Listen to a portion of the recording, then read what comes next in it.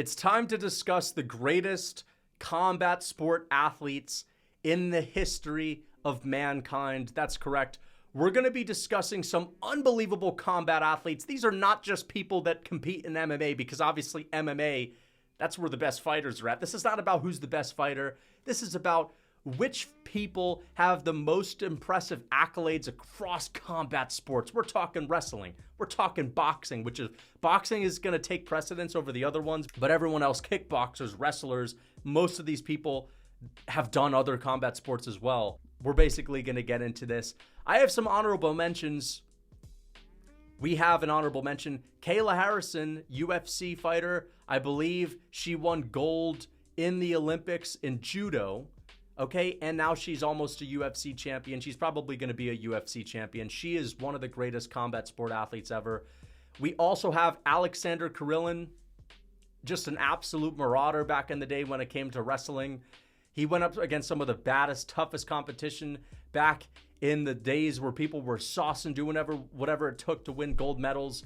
And he was also going up against not only really badass wrestlers, but also the local postman back in the 70s. And we also have other honorable mentions, because Karelin was literally one of these guys where it's like he was so dominant in wrestling, you probably just could have brought him to the UFC, would have won a gold medal. We also have Vitaly Klitschko.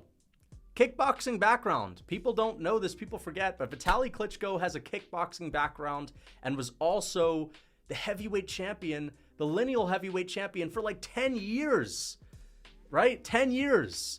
He was killing the sport with his style. But nonetheless, I'm just joking. Vitaly Klitschko with the clinch him up, jab him up style, champion in heavyweight boxing, in the marquee division in boxing, and also a kickboxing background, so he has to make this list. But we are also going to get to the top 5 right now. Yoel Romero, Yoel Soldier of God Romero, is my number 5 best combat sport athlete ever. Multiple time wrestling world champion, Pan American Games wrestling champion, Olympic silver medal wrestling champion, and one of the greatest, if not the greatest, MMA fighter to never win gold in the UFC. Yoel Romero arguably actually should have won gold in the UFC when he fought Adesanya. That was literally a robbery. But either way, it wasn't a great fight. It doesn't really matter anyway, but he's beat some of the best fighters ever. Yoel Romero knocking out legends like Chris Weidman, beating guys like Jacare Souza, beating people like arguably Robert Whittaker in the rematch, right? There was a couple of those ones, and just having one of the best careers ever in the UFC, and doing this as an old head too. Yoel Romero was like fighting people tooth and nail. He was making Adesanya run around the octagon like a chicken without his head in the 5th round, and Yoel was like 45. Okay, rematch of Robert Whittaker. He was making Robert Whittaker do the Irish jig. He was like 43. So Yoel Romero just scaring the shit out of world champion level savages in MMA at the highest level in his 40s, and in his late 20s winning championships at the highest level in wrestling. And you guys may not know this if you're not a big wrestling person, but in the world of wrestling, Olympic Games are awesome. World championships are where the hardcores are at. World championships are the real hardcore trophies for wrestlers. Some people say that's a cope. It is a little bit of a cope, but Yoel Romero actually won multiple world championships in wrestling, a dominant force in the Cuban team for the Olympics. So I think Yoel Romero is the number 5 best combat sport athlete ever. Okay? And maybe one of the most gifted athletes to ever be in combat sports as well. People always say, imagine if this guy joined the UFC in his late 20s, like immediately after he competed in the Olympic Games. Imagine if he came to the UFC. This guy would have been, you probably wouldn't have ever have heard about Anderson Silva, okay? Maybe you would have if you were already watching MMA, but if Yoel Romero came to the UFC right after he competed in the Olympics, Anderson Silva would have never have been a champion, arguably. I'm just going to say that, all right? Probably that's a world that we would be in. So that's how good of an athlete this guy was. So we will get on to the number 4 best combat sport athlete ever, Daniel D.C. Cormier. 6 times he made the Olympics, and he medaled and got bronze. I believe it was the Beijing Olympics. He won the bronze medal, which is incredible. And a multiple-time world champion, 2-division world champion in MMA, heavyweight champ, light heavyweight champ, and he defended his belt in each of those weight classes as well. I think in total he has 6 title wins. In general, one of the GOATs, a top 15 MMA fighter of all time.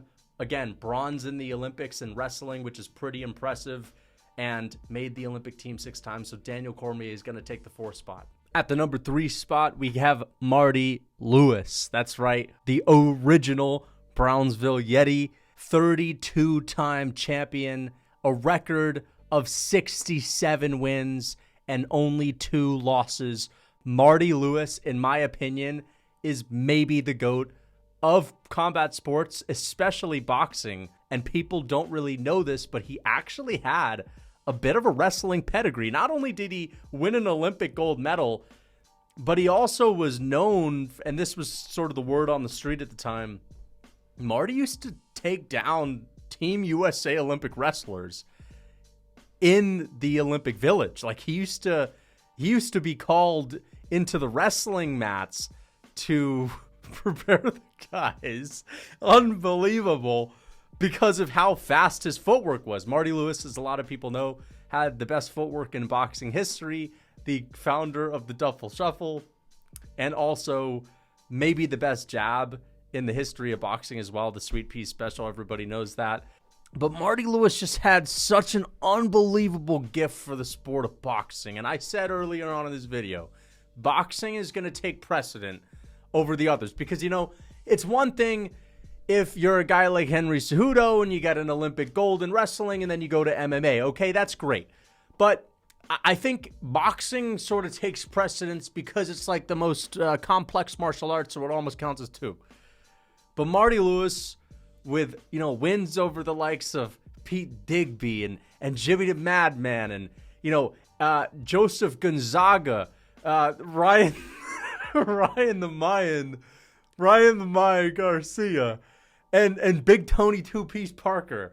I mean, these were incredible wins, just amazing wins. Unfortunately, if you guys don't know what happened, I was actually visiting the Marty Lewis Museum a couple years ago, and the history is just so profound.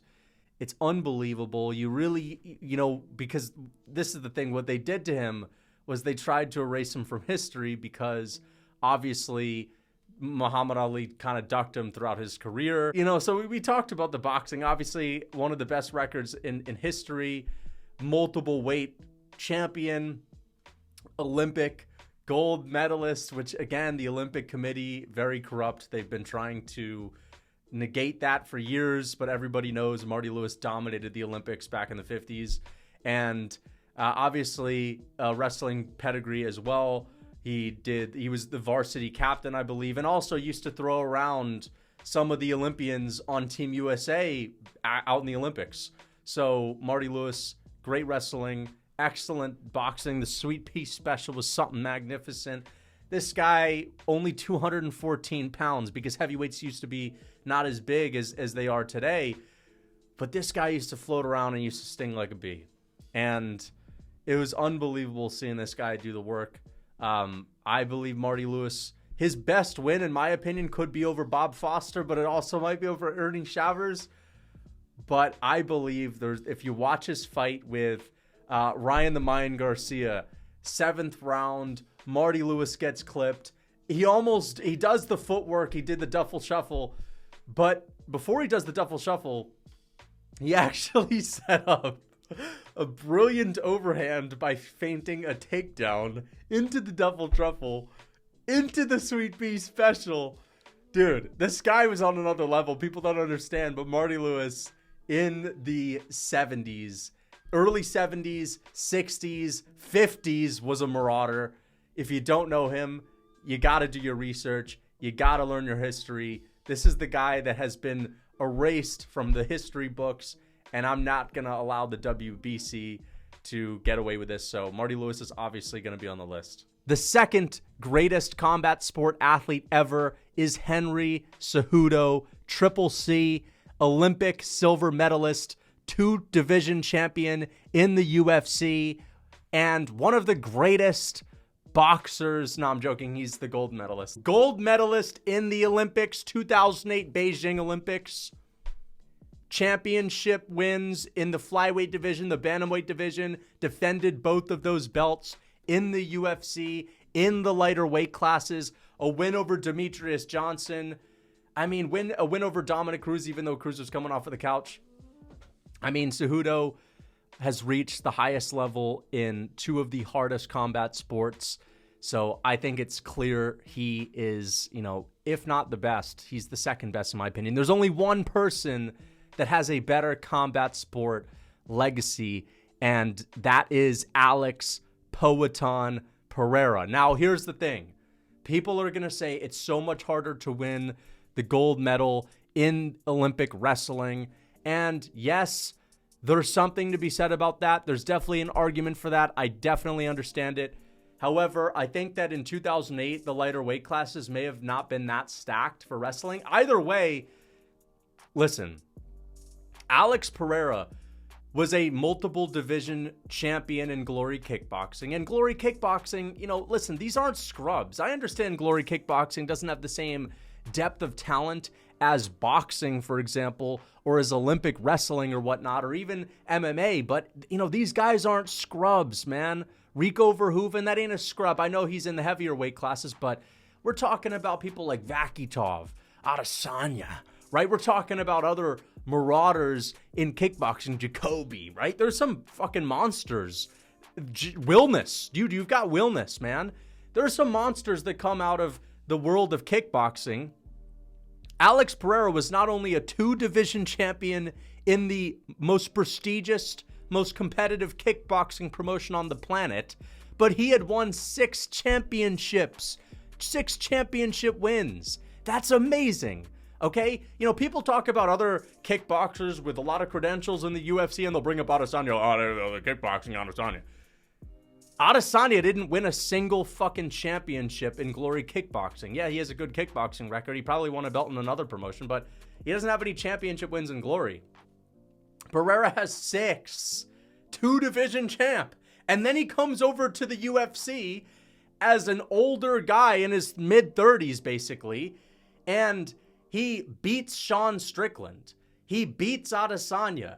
He goes up a weight class after he wins the belt at middleweight and fights people that have a grappling skill set like Jan Blachowicz, right? He beats Jan Blachowicz. He beats Yuri Prohaska twice. Yuri Prohaska's resume is getting better. Since he beat Yuri Prohaska in that first fight, he's beat Rakic and he's beat Jamal Hill. That win keeps aging well. He beat Jamal Hill, Alex Pereira did. He beat Khalil Roundtree. This guy has not only won the middleweight belt, beating 2 legends of the middleweight division, Adesanya and Sean Strickland, but he's moved up to light heavyweight, taken out a legend former champion in Jan Blachowicz, and then won the belt, and then defended it multiple times. Okay? Alex Pereira is a top 10 fighter of all time in MMA, which is crazy. And this is the thing. It's like Cejudo, gold medal in the Olympics, amazing. He's number 2. I mean, goodness, he's only ahead of Marty Liu. Alex Pereira, 6 championships in kickboxing against killers over there in the world of kickboxing, comes over with a one-dimensional skill set, becomes a multiple division champion and a top 10 fighter of all time in the span of a couple of years. This guy is Thanos in combat sports for a reason. Alex Pereira, in my opinion, is the best combat sport athlete ever. I understand people are going to be saying, bro, but he doesn't have the grappling, bro. Okay, so like, you can grapple in MMA. It's like, you could say that thing about Henry Cejudo too. Henry Cejudo doesn't have the striking, man. Cejudo didn't have the striking accolades in a striking-only promotion. Like, the UFC can be just as much grappling, okay, as it can be striking, all right? So it doesn't matter if it's a grappling sport that you come from or a striking sport that you come from. When you come into the UFC, there's grappling, there's striking. People can mix it up. Yes, Alex Pereira has not fought the best grapplers, but my point is, it's very impressive what he's done. Nobody else has done it. I think he's the most legendary combat sport athlete of all time. All right. What he's done, 2-division champion in multiple sports, is unbelievable. Okay? So I hope you guys enjoyed the video. Until next time.